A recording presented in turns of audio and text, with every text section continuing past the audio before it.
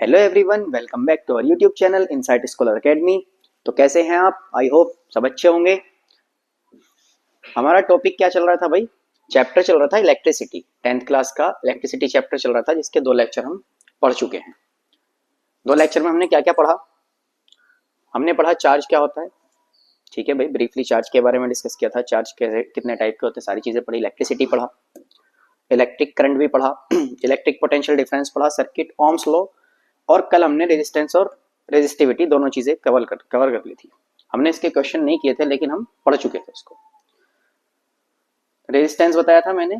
Resistance क्या होता है? रेजिस्टेंस जो करंट फ्लो होता है उसको रोकने का काम करता है, मतलब उसको स्लोइंग करता है, slowing down the electric current inside a circuit, बताया था मैंने, ये होता है। फिर रेजिस्टिविटी बताई थी कि वो क्या होती है, डिपेंडेबल होती है मटेरियल पर, कि क्या मटेरियल हम यूज कर रहे हैं। ये सारी चीजें हम पढ़ चुके हैं। कुछ मटेरियल की रेजिस्टिविटी लिखी हुई है, इतना ज्यादा यूजफुल टॉपिक नहीं है, क्योंकि अगर क्वेश्चन आता है तो दी जाती है, लेकिन फिर भी देख लेते हैं। देखो, सिल्वर है, सिल्वर की रेजिस्टिविटी क्या है? 1.6 इंटू 10 की पावर -8 ओम मीटर। ओम मीटर इसकी यूनिट बताई थी मैंने, अगर आपको याद हो। कितनी है भाई? 1.6 इंटू 10 की पावर -8। कॉपर की है 1.62 इंटू 10 की पावर -8। ठीक है भाई, तो ये सारी चीजें लिखी हुई हैं। रेजिस्टिविटी मैंने बताई थी कि अलॉय की कम होती है, मेटल्स की कम होती है ना, सेमीकंडक्टर की उससे थोड़ी ज्यादा होती है। और अगर बात करें हम इंसुलेटर की, नॉन कंडक्टर की, तो उनकी और ज्यादा होती है। ठीक है भाई, ये सारी चीजें मैं बता चुका हूँ ऑलरेडी। चलिए आगे देखते हैं। क्वेश्चन है हमारा sorry, a wire of given material having length of 1 metre. Length 1 metre, कितनी है भाई? लेंथ 1 मीटर है। सॉरी, लेंथ एल है। सॉरी, लेंथ क्या है? एल है। कैपिटल कर लेते हैं इसको। लेंथ है L and area of cross section A has a resistance of 4 ओम। क्या क्या दिया है हमें? हमें दिया है लेंथ कितनी है, capital L. Area of cross section दिया है कितना है, ए। और क्या दिया है भाई? रेजिस्टेंस दिया है, मतलब आर दिया है कितना, 4 ओम। आगे पूछा है what would be the resistance of another wire of the same material। अगर सेम मटेरियल की किसी और वायर को लेकर आए जिसकी लेंथ जो हो, ये वायर 1 है और ये है हमारी वायर 2। क्या है भाई? वायर 2। वायर 2 में इसने बोला है जो लेंथ है वो है L/2। देखो लेंथ कितनी है, आधी हो जाएगी। कैपिटल कर लेते हैं इसको फिर से। L/2 कितनी है भाई? L/2। L/2, ठीक है। And area of cross section, area दिया है कितना, 2 एम्पियर, सॉरी 2A, सॉरी यहाँ पर A है, वहां पर 2A है, मतलब एरिया को तो डबल कर दिया गया और लेंथ जो है वो कम कर दी गई। अब एक चीज मेरी सुनो पहले आप, मैं एक चीज समझाता हूं। अगर कोई वायर है, सपोज दैट ये कोई वायर है, ठीक है, इसकी लेंथ L थी, मैंने इसको खींचना शुरू किया, है ना, इसका कुछ एरिया था, सेज दैट A है, एज्यूम कर लिया A एरिया है, लेंथ L है। मैंने इसको खींचा, खींचकर मैंने इसकी लंबाई बढ़ा दी। एक सिंपल सी बात है, अगर मैं इसकी लंबाई बढ़ाऊंगा तो इसका एरिया जो है वो कम हो जाएगा। एरिया क्या हो जाएगा भाई? कम हो जाएगा। लंबाई को सपोज दैट 2 कर दिया, 12 कर दिया, तो एरिया जो होगा वो कम हो जाएगा। कितना होगा ये हमें नहीं पता, अभी 12 उसने बोला है तो हम लिख लेते हैं, ठीक है। तो याद रखें, कभी भी अगर एक डायमेंशन को हम चेंज करते हैं तो दूसरी पर उसका इफेक्ट पड़ता है। हम एरिया को अगर चेंज कर रहे हैं तो लेंथ पर पड़ेगा, लेंथ को चेंज कर रहे हैं तो एरिया पर पड़ेगा, ठीक है भाई। अगर हम लेंथ को चेंज करते हैं तो एरिया पर इफेक्ट पड़ता है, एरिया को चेंज करते हैं तो लेंथ पर इफेक्ट पड़ता है, लेकिन जो मटेरियल है उस पर कोई भी इफेक्ट नहीं पड़ेगा। जो मटेरियल है उस पर कोई भी इफेक्ट नहीं पड़ेगा। कॉपर की वायर एल्यूमिनियम की नहीं बन जाएगी खींचने पर, कॉपर है तो कॉपर रहेगा। और जैसा मैंने लास्ट लेक्चर में बताया था कि जो रेजिस्टिविटी होती है वो डिपेंडेबल होती है सिर्फ किस पर? मटेरियल पर, है ना, बताया था नेचर ऑफ मटेरियल पर डिपेंडेबल होती है। चलिए देखते हैं, हम बात कर लेते हैं इसकी। आर दिया इसमें हमने पढ़ा था आर जो होगा वो डायरेक्टली प्रोपोर्शनल होगा एल अपॉन ए के, मैं बता रहा हूँ रफली। आर जो होगा वो रो एल अपॉन ए के डायरेक्टली प्रोपोर्शनल होगा। ठीक है भाई, आई थिंक सही है, इतना ही था। ठीक है, ठीक है भाई, कोई प्रॉब्लम नहीं है। आर की वैल्यू आ गई रो एल अपॉन ए। इधर बात करते हैं, यहां ले लेते हैं आर डैश। आर डैश की अगर मैं बात करूं तो रो तो ऐसे ही रहेगा, देखो रो फॉर्मूला था हमारा रो एल अपॉन ए, रो ऐसे ही रहेगा। एल की जगह पर क्या है एल अपॉन 2 और ए की जगह पर क्या है 2a। क्या है भाई 2a, और जैसा हमें पता है इसके अपॉन में 1 होगा तो 2 आ जाएगा डिवाइड में, तो आर डैश इक्वल टू आ जाएगा रो L upon A into 1 upon 4।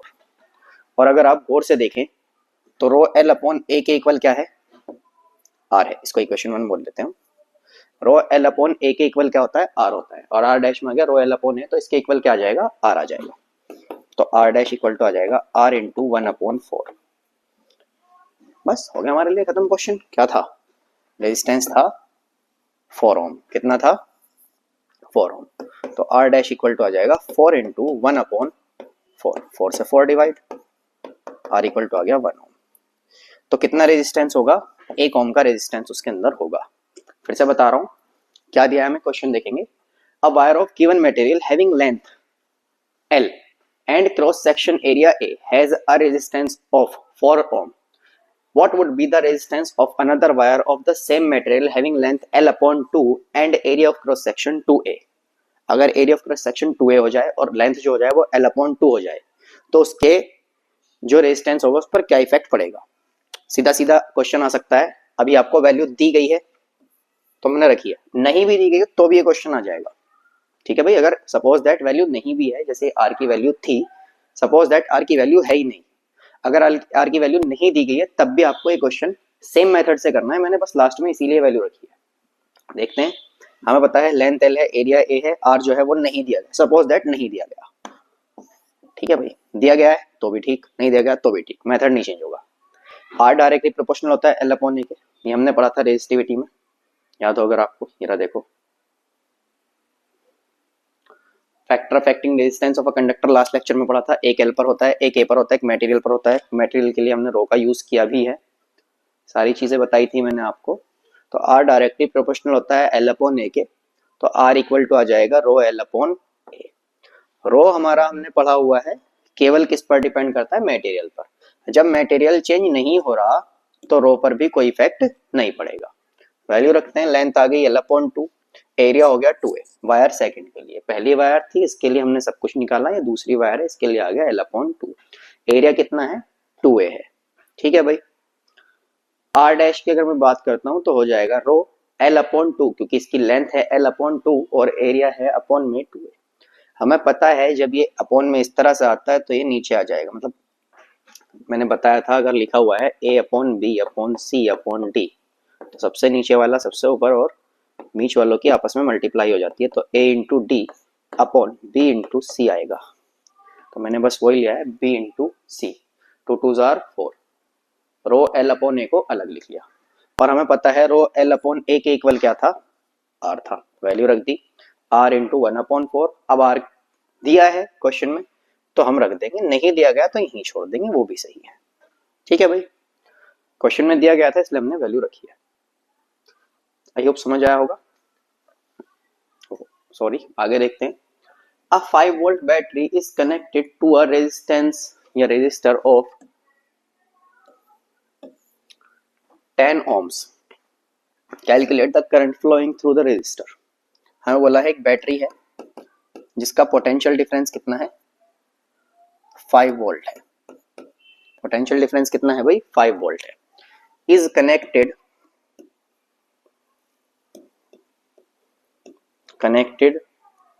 To a resistor of 5 ohm. तो आर की वैल्यू कितनी दी है 5 ओम। क्या चाहिए करंट चाहिए। करंट हमें पता है क्या होता है आई होता है, हमने फॉर्मूला पढ़ा था ओम्स लॉ से।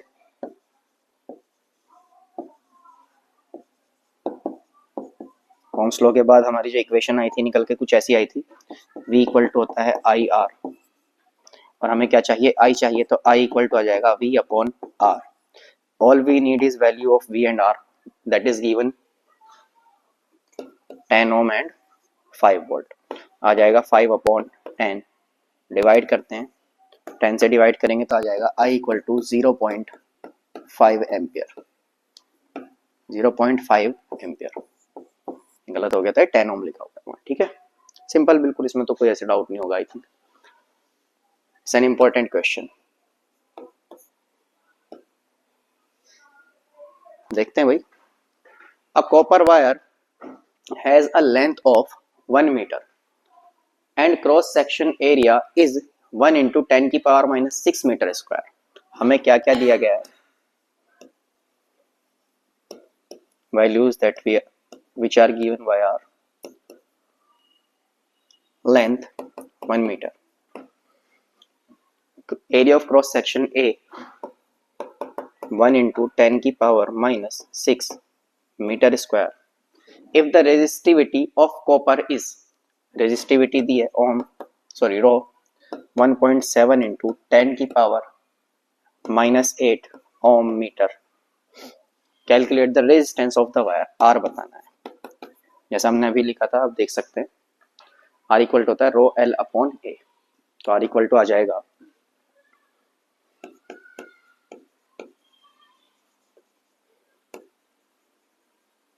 यूज करते हैं formula R equal to rho L upon A।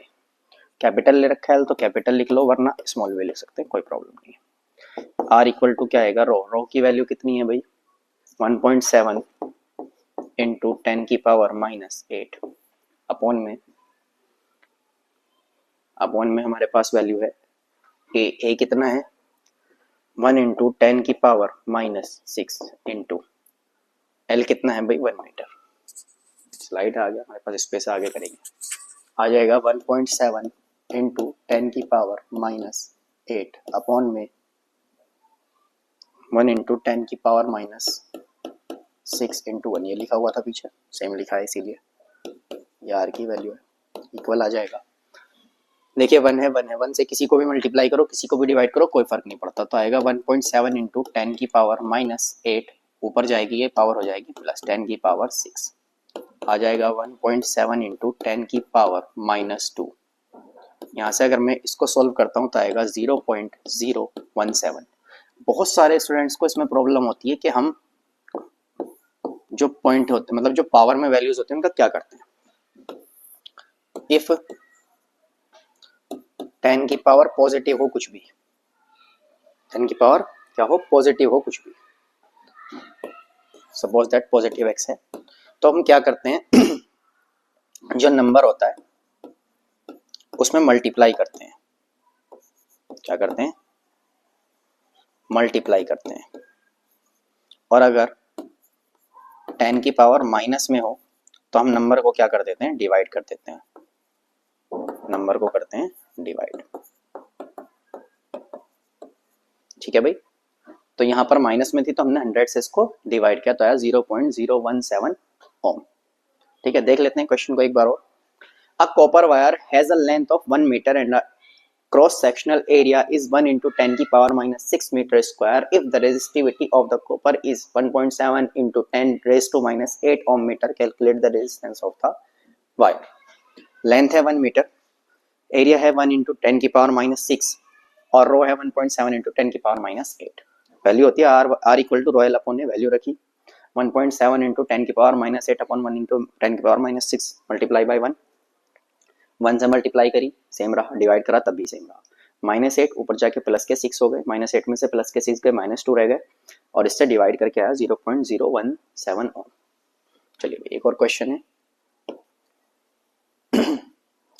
A 3 metre long aluminium wire has a resistance of, क्या क्या दिया है, एक वायर है किसकी, एल्यूमिनियम की, कितने मीटर लंबी, 3 मीटर, सॉरी रेजिस्टेंस कितना है इसका 0.06 ohm and the cross sectional area of wire is 1.5 into 10 की power minus 6 metre square. Calculate the resistivity of the aluminium, rho हमें फाइंड करना है। वी नो दैट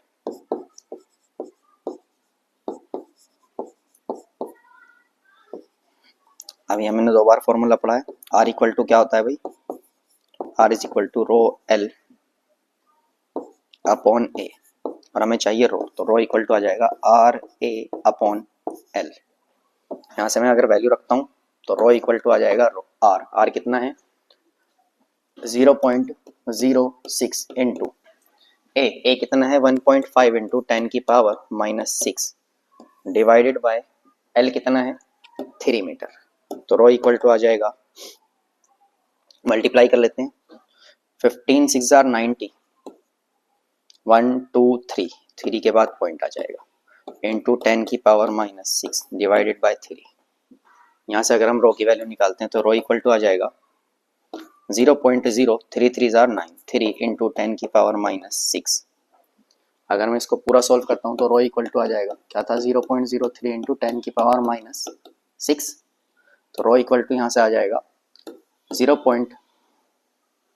वैसे मोस्टली जो लिखा होता है ऐसे लिखा होता है 3 इंटू 10 की पावर -8, 3 इंटू 10 की पावर -8 ओम मीटर। देख लेते हैं किसकी बात कर रहे हैं भाई, एल्यूमिनियम की बात कर रहे हैं। मेरे पास टेबल है पूरी, क्या क्या है, लगभग 2.63 है, कितना है 2.63। अच्छा, एक्यूरेट वैल्यू हम अकॉर्डिंग टू क्वेश्चन निकाल भी सकते हैं, नहीं भी, अगर हमें क्वेश्चन में डेटा बिल्कुल एक्यूरेट है तो एक्यूरेट वैल्यू आएगी, वरना देखो इनके बीच में काफी गैप है तो इसके बीच में वैल्यू आ सकती है, कोई प्रॉब्लम नहीं है, ठीक है। अब अगर आप देख कर ये कहें कि ये सही नहीं आ रहा सर, गलत आ रहा है, तो वो गलत है। वायर जो है ना, वायर वगैरह जो बनी होती है उनमें ना अलॉय यूज करे जाते हैं आपस में, मतलब मेटल्स को यूज किया जाता है, मिक्सचर होता है, तो कभी कभी एक्यूरेट वैल्यू निकल कर आती है, कभी कभी एक्यूरेट वैल्यू नहीं आती, तो इससे कोई इफेक्ट नहीं पड़ रहा। देखो 3 इंटू 10 की पावर -8 ओम मीटर है, लगभग लगभग उसके बराबर ही है। Resistance of a system of resistors, ये भी इंपॉर्टेंट है क्योंकि इसको समझना इंपॉर्टेंट है, इससे हमारे काफी सारे क्वेश्चन आते हैं ना, सीरीज में कॉम्बिनेशन और पैरेलल कॉम्बिनेशन। देखो ये रहा, जैसे सीधा सीधा अगर मैं सिंपल लैंग्वेज में कहूँ तो इसने एक से ज्यादा रेजिस्टेंस को जोड़ा हुआ है ना, एक रेजिस्टेंस है उसके साथ दूसरे या तीसरे या कितने भी रेजिस्टेंस को जोड़ा हुआ है, उसको बोलते हैं सिस्टम ऑफ रेजिस्टर्स, ठीक है।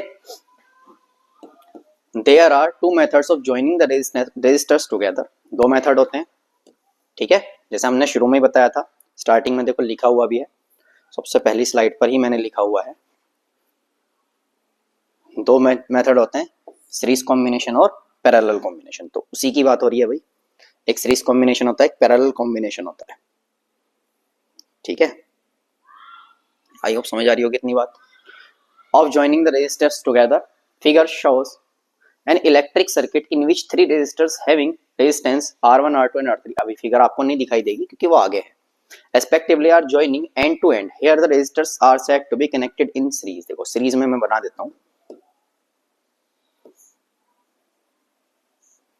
एक रेजिस्टेंस, कोई दूसरा रेजिस्टेंस और तीसरा रेजिस्टेंस, काफी बड़ा हो गया, ठीक है।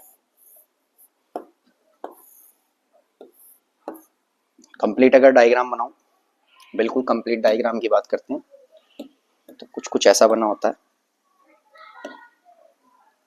यहाँ एक एमीटर लगा होता है, यहाँ पर की लगी होती है, ये रेजिस्टेंस होते हैं R1 R2 R3, इसमें एक V वोल्ट की बैटरी लगी होती है जिसकी वजह से करंट फिल होता है I, और अगर आगे हम और भी बढ़ाना चाहें तो इनके साथ में वोल्ट मीटर भी लगा होता है, क्योंकि अगर आपको याद हो तो मैंने बताया था कि जो वोल्ट मीटर होता है उसको जोड़ा जाता है किसमें, पैरेलल में, और जो एमीटर होता है उसका जोड़ा जाता है रेजिस्टेंस में। अब इस पर कुछ ना कुछ V यहाँ होगा और कुछ ना कुछ V यहाँ होगा और कुछ ना कुछ V यहाँ होगा, तो 2 चीजें आपको याद रखनी है बस, नोट पॉइंट जो है 2 हैं। कंप्लीट डायग्राम छोटा कर लेते हैं, ज्यादा बड़ा हो गया।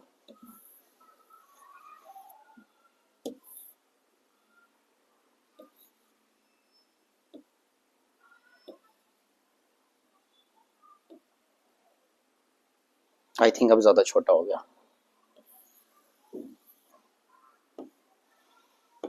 चलिए ठीक है भाई, नोट पॉइंट क्या है,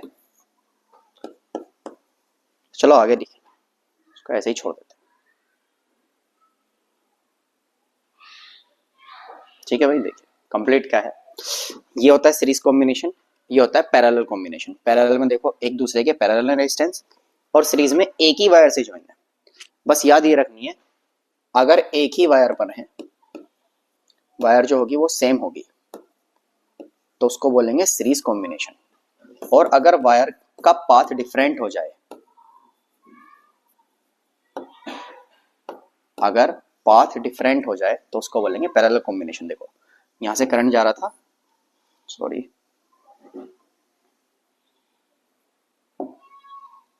यहां से करंट जा रहा था, ये रहा, लेकिन इसने अपना पाथ चेंज कर लिया, डिफरेंट पाथ पर चला गया। दिख रहा है भाई, ये रहा।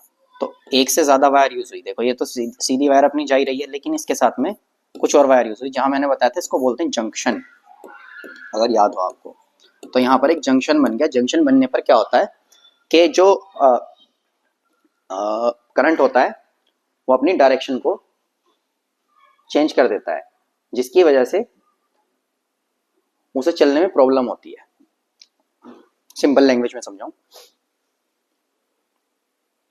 सिंपल लैंग्वेज में यह है, देखो सपोज दैट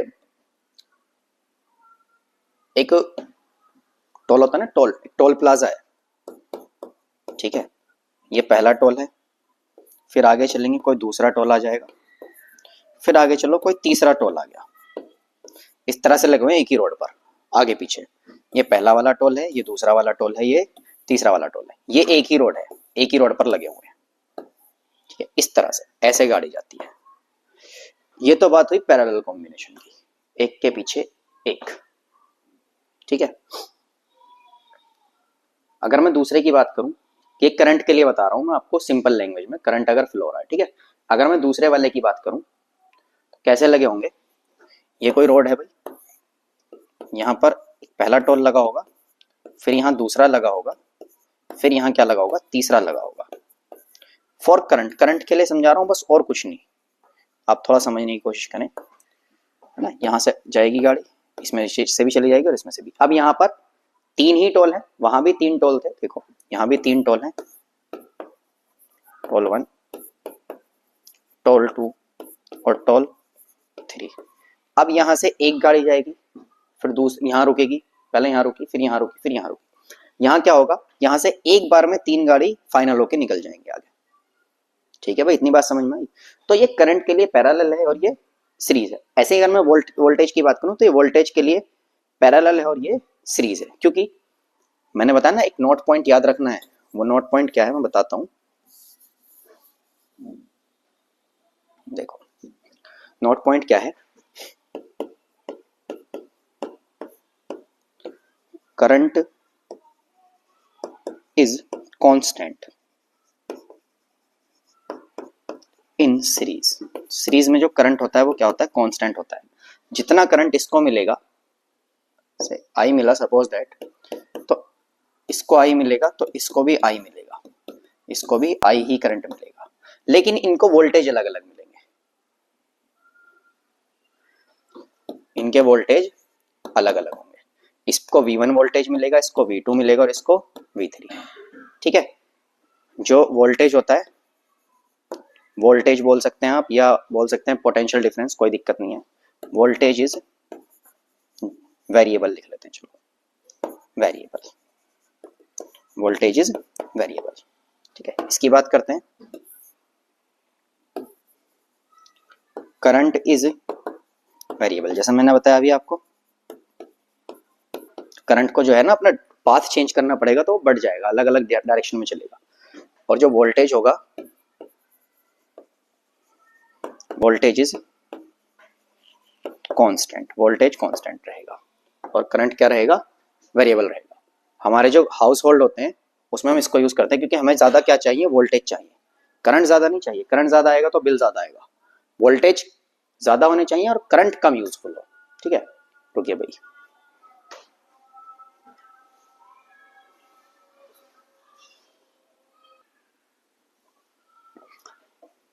तो जैसा मैंने बताया भाई, जो करंट होता है सीरीज में वो कांस्टेंट होता है और जो वोल्टेज होते हैं वो वेरिएबल होते हैं। ऐसे ही अगर पैरेलल की बात करें तो करंट वेरिएबल होता है और वोल्टेज कांस्टेंट होता है। मैंने आपको क्या बताया कि जो हम हाउस होल्ड में यूज करते हैं वो ये वाला यूज करते हैं। क्यों? बेनिफिट ये है कि जब हम करंट कम रहेगा तो हमारा जो बिल होता है वो कम आता है, एक तो। दूसरा, जब वोल्टेज ज्यादा होंगे तभी हम कुछ कर पाएंगे। वोल्टेज किसी, भाई सपोज दैट घर में वोल्टेज आ रहे हैं 220, हमने सब कुछ सीरीज में जोड़ दिया, अब वो क्या है, बटने शुरू हो गए। यहाँ 220 थे, आगे हमने एक और चीज लगा दिया 110 इस पर आ गया, एक और लगा दिया तो 3 पार्ट में डिवाइड हो गया, एक और लगाएंगे तो 4 पार्ट में डिवाइड हो जाएगा। इस तरह से होती है चीजें, ठीक है भाई। चलिए सीरीज कॉम्बिनेशन की बात करते हैं। When resistors are joined from end to end it is called a series combination. जैसे मैंने बताया, देखो एंड टू एंड ये वाला सीरीज कॉम्बिनेशन है, ठीक है। चलिए, the system in equal to the sum of the resistance is all the resistance is the in the system. कुछ नहीं है, सिंपल मैं बताता हूँ, डेरिवेशन करेंगे अच्छी सी।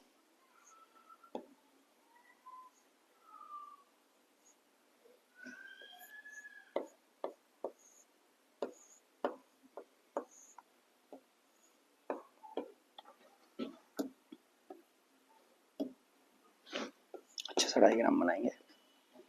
ये R1 रेजिस्टेंस है, ये R2 है, ये R3 है।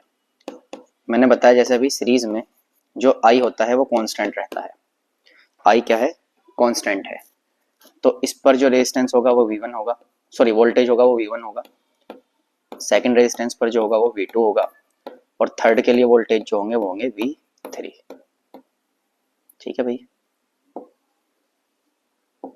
यहाँ से यहाँ तक 3, यहाँ से यहाँ तक 2, और इस पॉइंट से इस पॉइंट तक 1।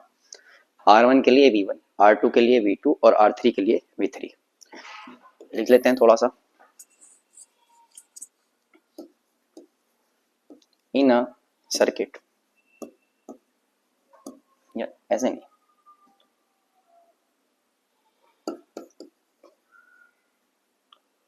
थ्री रेजिस्टेंस या रेजिस्टर्स लिख लेते हैं, resistors R1, R2 and R3 are joined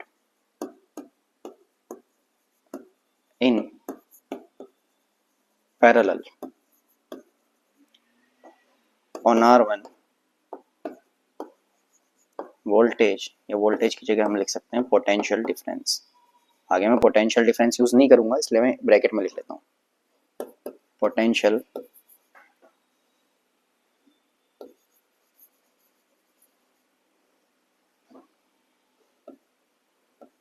difference is V1, for R2 voltage is V3, and for R3 voltage is V3। ठीक है भाई, एक के लिए V1 है, एक के लिए V2 है और एक के लिए V3 है। ठीक है भाई। If I current is flowing in the circuit, then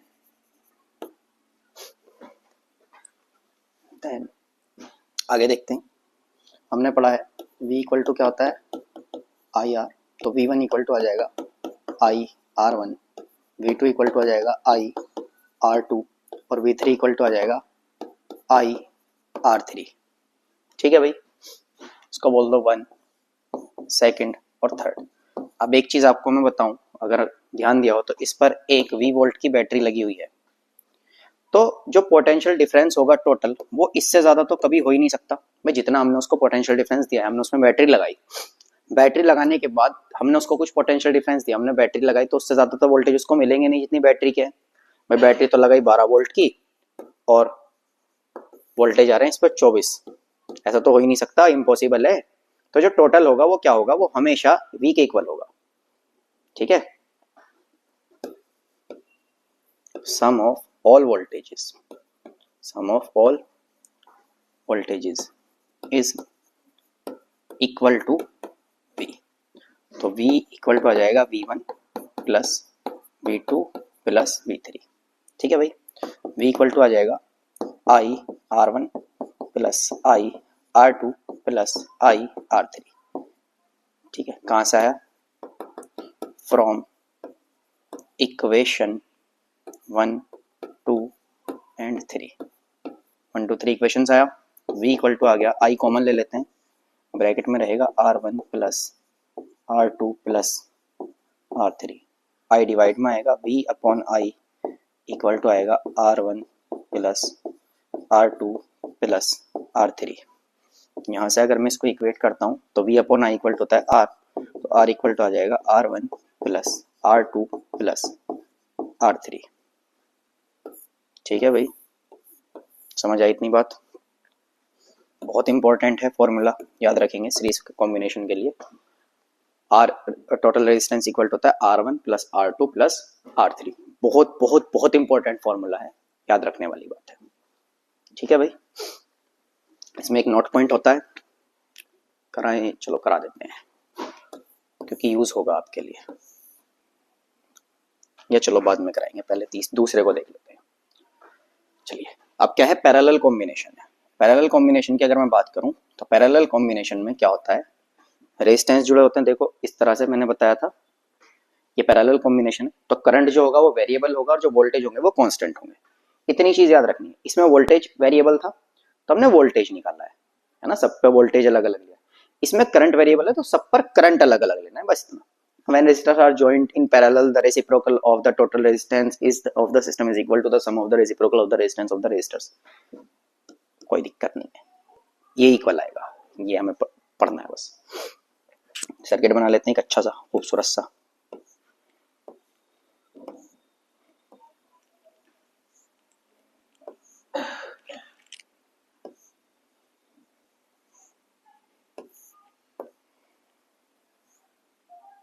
ठीक है भाई, जैसा पीछे बना हुआ भी है, देखा आपने। क्या होता है मीटर वोल्ट मीटर, जो मन करे वो लगा लो। ये R1 है, ये R2 है, ये R3 है, यहाँ पर है V लगा हुआ। तो याद रखने वाली बात क्या है? यहाँ से I करंट फ्लो हो रहा था, तो I जो होगा वो 3 पार्ट में डिवाइड हो जाएगा। यहाँ हो जाएगा I1, इस पॉइंट पर हो जाएगा I2 और इस पॉइंट पर हो जाएगा I3। इतना याद रखेंगे क्योंकि करंट जो है वो वेरिएबल है। इसके पास करंट अलग होगा, इसके पास करंट अलग होगा, इसके पास करंट अलग होगा। ठीक है भाई, चलिए इसकी कंसंट्रेशन लिख लेते हैं। 3 resistors of resistance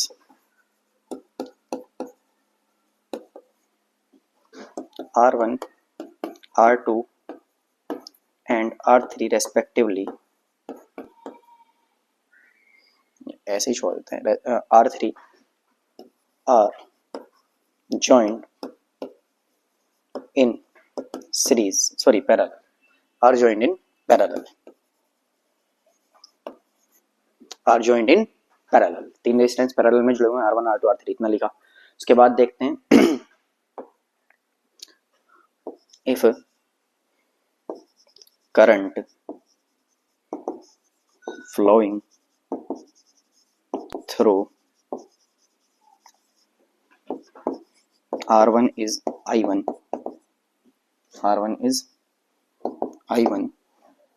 I2 is R2 is I3, R2 is I3 and R3 is I3। एक पर I1 है, एक पर I2 है, एक पर I3 है। Then total current in circuit is I if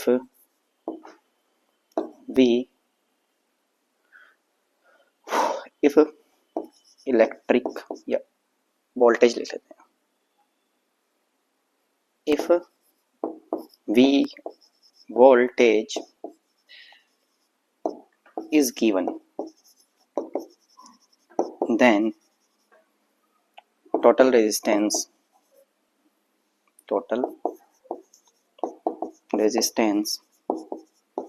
in circuit R is equal। किसके इक्वल होगा भाई? R की बात कर रहे हैं, R क्या होगा, ठीक है। चलिए निकालते हैं। हमें क्या दिया गया है, हमें पता है इसमें वेरिएबल जो होगा वो I होगा, ठीक है। we know that V equal to क्या होता है, IR। तो I इक्वल टू क्या आ जाएगा, V अपॉन R। तो I1 की बात करते हैं, फॉर R1 के लिए I1 इक्वल टू क्या होगा, V upon R1। For R2 के लिए I2 इक्वल क्या होगा, V upon R2। For R3 के लिए जो I3 होगा वो क्या होगा, V अपॉन R3। टोटल जो करंट होगा, total current I is equals to होगा I1 plus I2 plus I3 के। ये इक्वेशन 1 है, ये 2 है, ये 3 है। सेम मेथड चल रहा है, कोई ऐसी प्रॉब्लम नहीं है, ठीक है भाई। तो I जो होगा वो किसके इक्वल होगा, I1 plus I2 plus I3। I1 की वैल्यू है V अपॉन R1।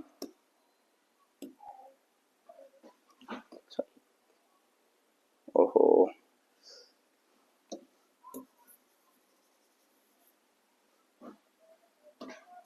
ये 1 है, ये 2 है और ये 3 है। I की जो वैल्यू है किसके है, I1 की वैल्यू है V अपॉन R1 के, I2 के है V अपॉन R2 के इक्वल, और I3 की है V अपॉन R3 के इक्वल। यहाँ से हम V कॉमन ले लेंगे, I इक्वल टू आ जाएगा V in bracket 1 upon R1 plus 1 upon R2 plus 1 upon R3। V कहाँ जाएगा अपॉन में, I upon V equal to क्या आ जाएगा, 1 upon R1 plus 1 upon R2 plus 1 upon R3। हमें पता है V upon I equal to होता है R, तो ये हो जाएगा I upon V equal to हो जाएगा 1 अपॉन R के, हो जाएगा 1 upon R1 plus 1 upon R2 plus 1 upon R3, ठीक है भाई। We all know that V equal to होता है IR। यहाँ से हम किसी की भी वैल्यू निकालना चाहें, suppose that R equal to होता है V अपॉन I, ऐसे लिख लेते हैं। R इक्वल टू क्या होगा, V अपॉन I। तो 1 अपॉन R करेंगे तो ये आ जाएगा I अपॉन V के इक्वल, ठीक है भाई। आई होप इतना समझ में आया। देखते हैं एक बार और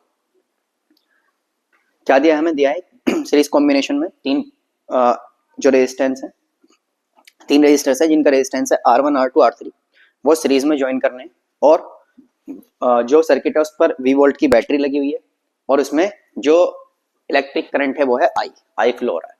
हमें पता है जब सीरीज कॉम्बिनेशन की बात होती है, इसको याद रखो, सब ठीक होगा। सीरीज कॉम्बिनेशन की बात होती है तो करंट कांस्टेंट होता है और वोल्टेज वेरिएबल होता है, वोल्टेज चेंज होता रहता है। तो इस पर वोल्टेज होगा V1, इस पर V2, इस पर V3। कंसिडरेशन लिख लेते हैं। हमें निकालना है V इक्वल टू होता है IR, तो हम V1 निकालेंगे R1 के लिए। अच्छा यहाँ लिख लेते हैं, चलो, for R1 for R2 for R3। R1 के लिए जो V1 होगा वो होगा IR1, V2 होगा IR2, V3 होगा IR3। तीनों को ज्वाइन प्लस करेंगे, प्लस करने के बाद क्या आएगा, IR1 plus IR2 plus IR3। I common ले लिया, V इक्वल टू आएगा I in bracket R1 plus R2 plus R3, R1 plus R2 plus R3, ठीक है। V अपॉन I अपॉन में चला गया, इक्वल टू आ गया R1 plus R2 plus R3, R equal to आ गया R1 plus R2 plus R3। मैंने बताया बहुत इंपॉर्टेंट है, दोनों ही इंपॉर्टेंट है। दूसरे वाले की बात करते हैं। अगर हम पैरेलल की बात करें तो आपको मैंने बताया था कि जो वोल्टेज होता है वो वोल्टेज कांस्टेंट होता है, जो करंट होता है वो वेरिएबल होता है। तो इसमें करंट I1 है, इस वाले में R1 के लिए करंट I1 है, R2 के लिए करंट I2 है, और R3 के लिए करंट I3। यहाँ हमने लिख लिया है, टोटल करंट I है और V वोल्ट की बैटरी से लगा हुआ है, ठीक है। चलिए we know that V equal to I R होता है, तो आई अगर मैं निकालना चाहूँ तो हो जाएगा V upon R. R one के लिए वी आई वन था, I one equal to V upon R one. R two equal to R two के लिए V two equal to V upon R two. I three equal to V upon R three. तीनों को add करेंगे, I one plus I two plus I three. I equal to हो जाएगा V upon R one plus V upon R two plus V upon R three. V common ले लिया, one upon R one plus one upon R two plus one upon R three. V जाएगा divide में, I upon we नहीं पता लेकिन we upon I तो जरूर पता है, तो रेसिप्रोकल कर देंगे, आ जाएगा one upon R. One upon R equal to one upon R one plus one upon R two plus one upon R three. ये भी इतना ही इंपॉर्टेंट है जितना पीछे वाला था। ठीक है भाई, इतना समझ आया? अच्छा, मैं एक क्वेश्चन लेता हूं अभी, चलो आगे देखेंगे उसको लास्ट में। बिल्कुल, two resistors 4 ohm and 6 ohm are connected in series. दो रेजिस्टर्स हैं, R1 इक्वल टू क्या है,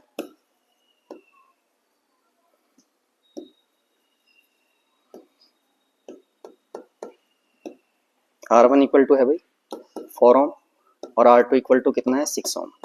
सीरीज में कनेक्ट है तो R इक्वल टू आ जाएगा R1 प्लस R2, तो R इक्वल टू आ जाएगा 6 प्लस 4, R इक्वल टू आ गया 10 ohm।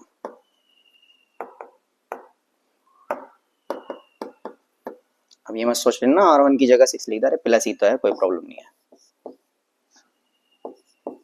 ठीक है भाई,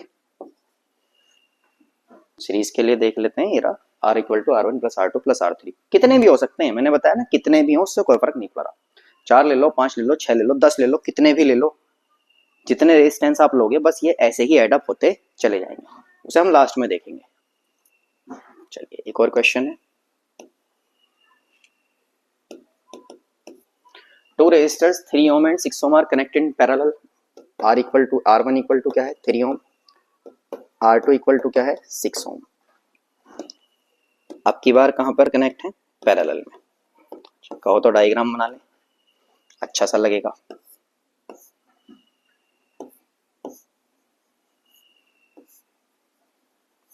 ठीक है भाई,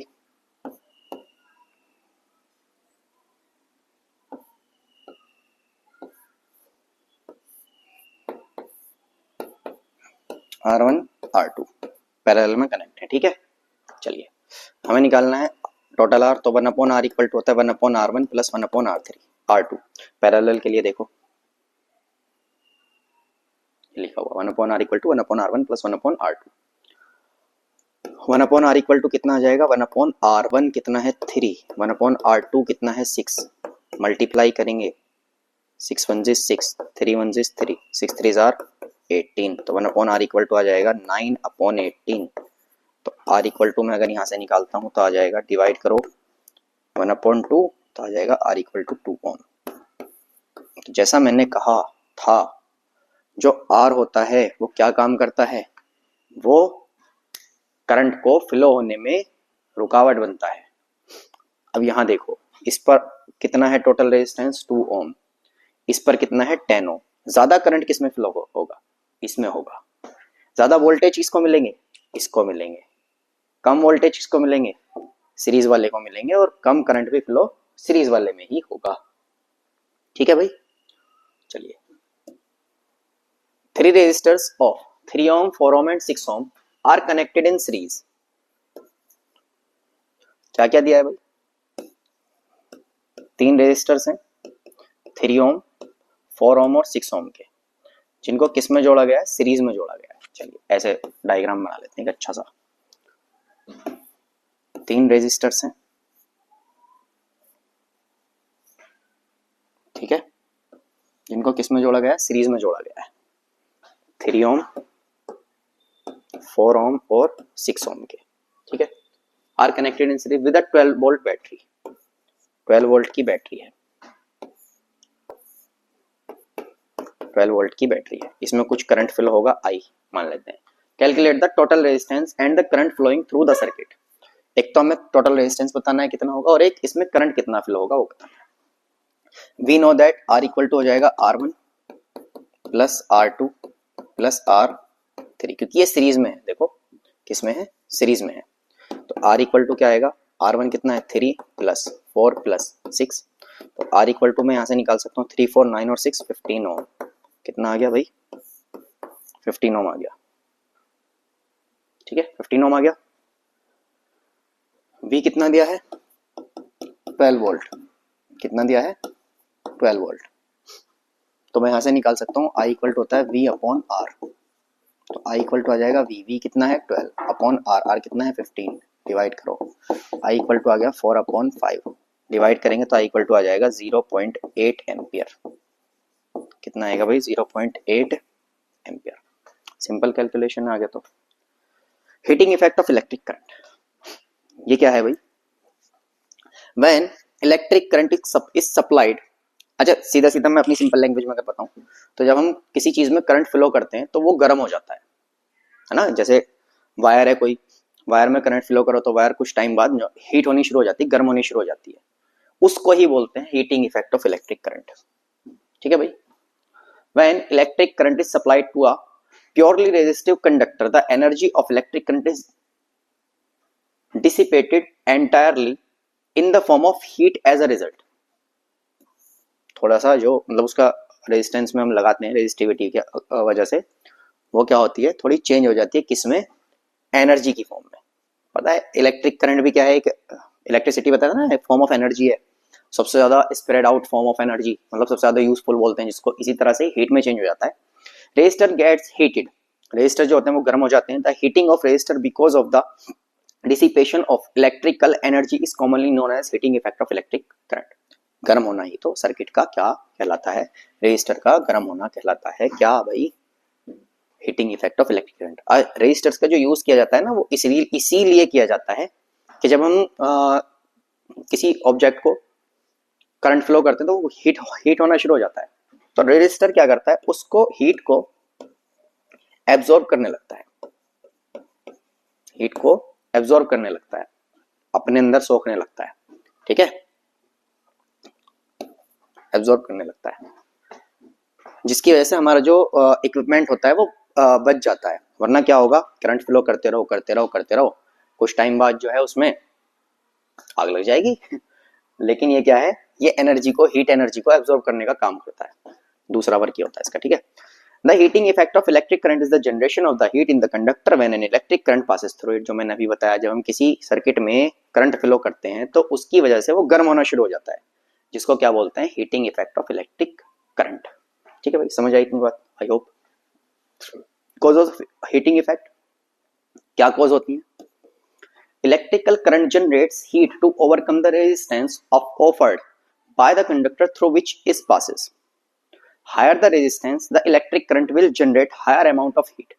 जितने ज्यादा रेजिस्टेंस का हम यूज करेंगे उतना ज्यादा हमारा सर्किट हीट होगा। ठीक है, हायर द रेजिस्टेंस, जितना रेजिस्टेंस यूज करेंगे उतना ज्यादा वो हीट होगा। देखो क्या बोला है? इलेक्ट्रिक करंट जनरेट करता है, मतलब बनाता है हीट को to overcome the resistance offered by the conductor through which it passes. देखो ऐसे सपोज दैट ये बैरिकेटर्स हैं, रोड पे बैरिकेटर लगे होते हैं।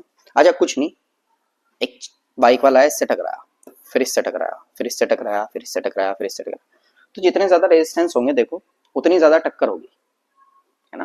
अंधा मैं हूँ एक प्रो ड्राइवर, बाइक नहीं आती मुझे। इसी तरह से ये जो है बाइक वाला है, ये जाके ना रोड में टकरा रहा है साइडों में। तो रेजिस्टर जो होते हैं इसी तरह से काम करते हैं। जैसे मैंने बताया ना, टोल, बार बार एक टोल लगा रखा है, आओ मुझसे मिलो, फिर आओ, फिर मुझसे मिलो, फिर आओ, तो गुस्सा तो आएगा भाई, हीट प्रोड्यूस होगी नहीं होगी? गुस्सा आया एकदम। देखो तो इसी को क्या बोलते हैं? जितना ज्यादा रेजिस्टेंस होगा, जितने बैरिकेटर होंगे ये मान के चलो, या जितने टोल होंगे, या जितने रेजिस्टेंस होंगे, उतनी ही ज्यादा उसमें हीट एनर्जी प्रोड्यूस होगी। ठीक है भाई, ठीक है भाई, आज के लिए इतना ही। मिलते हैं अगले लेक्चर में। चैनल को सब्सक्राइब कीजिए, वीडियो को लाइक कीजिए और ज्यादा से ज्यादा शेयर कीजिए। अगले लेक्चर तक के लिए अल्लाह हाफिज। किसी को डाउट, कोई क्वेरी है, कोई पूछना है, कुछ क्वेश्चन करने हैं तो कमेंट सेक्शन में बता सकते हैं। ठीक है भाई, अल्लाह हाफिज।